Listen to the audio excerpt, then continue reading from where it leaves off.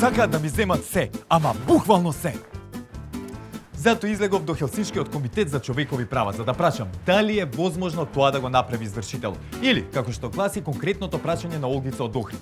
Дали ако немам ништо на мој име дома, извршителот може да извршува. Па, да дознаеме.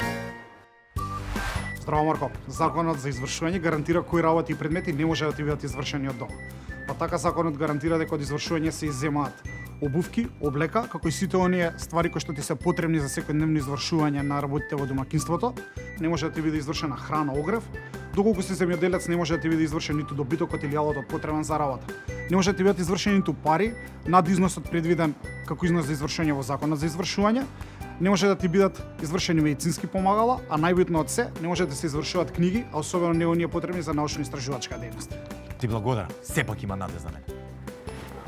Јас можеби не сум научник, ама книгите многу си ги сакам. И додека ја се распрашувам по институции за вас, вие, вашите конкретни прашања поставувајте ги на самопрашај.мк. Побрзете, да не биде предост. Чао!